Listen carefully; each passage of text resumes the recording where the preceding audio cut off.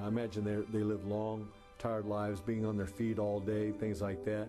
And some patients are unappreciative or very rough going, and they don't, when they come in to you, they don't hang on to that. You know what I'm saying? Because I didn't want to be around anything negative, and they never were. They were all positive people. So that's a good thing that I noticed out of them. And none of us have perfect lives, but if those technicians or the doctors or any of the staff, if they've had any challenges, it never, ever showed. They were always up with their smile and with their words of cheer, that type of thing, during the whole, I'm talking about over a year. Always the same, Usually you come to a person, oh, well, there it is, But every day, and I was there 5 days a week for 6 weeks on one of the treatments, and always the same. And that meant a lot, because it kind of made me look forward. Oh, yeah, I'm going to a nice environment. Regardless of what I've gone through over the weekend, I knew I could go to this place and have a good day. Well, one time I asked for a chocolate shake because I had the munchies. So I asked for a chocolate shake, and she goes, "Are you kidding?" She says, "The kitchen's closed. It's way closed." And I said, "Okay." I don't know what happened. In 20 minutes, I had a milkshake sitting on my tray. So that made me feel pretty good, too. I think being cheerful and happy and smiling, it means a lot when you're kind of feeling down, and someone smiles at you, you just have to smile back. Probably could say I have nothing but praise for the kind of care that I received.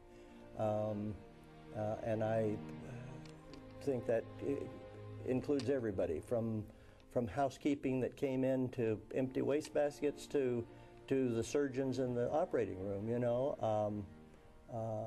They afforded me the dignity and the care that I really expected, but I think maybe there are places that everybody doesn't get that. For me, they took me in like I was family. They cared about me. They made me feel special. They had kind words, they encouraged me, and I got a lot of strength from them. They showed that that they cared, and they were interested in how he was doing it. It was important that he do well. And of course, I know sometimes they do not have the time to sit down and have a real conversation. They've got so many patients to care for. But still, just a little bit of time that they can connect with you is important. I would say that I appreciate them being as gracious as they were, because I figure that they went far above what was expected of them as a staff by being so compassionate and really, in my opinion, just actually giving a darn, because I was just a patient, Yeah. Their lives would continue regardless of how they treated me one way or the other. So I just felt good about the way that they did. Yeah, the fact that they did care. Yeah, the fact that they were so friendly and so compassionate, that made me feel really good. Yeah. In some way, they show me what I can have back. I mean, I never saw myself as a quitter, but maybe in some way I would have become one, But I'm a teacher, so I don't teach to quit. But it probably would have been tough, because it's easy to just give up,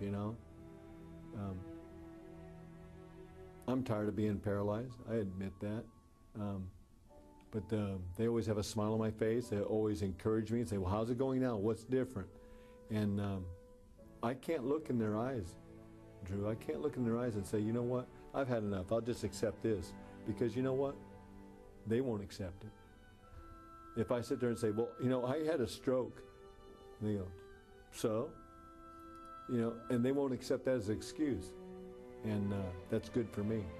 They won't let me get away with the easy stuff. They won't let me cheat my way through. And if I'm not doing something right, they'll scold me. And that's okay. That's what I need. Yeah. Very good people.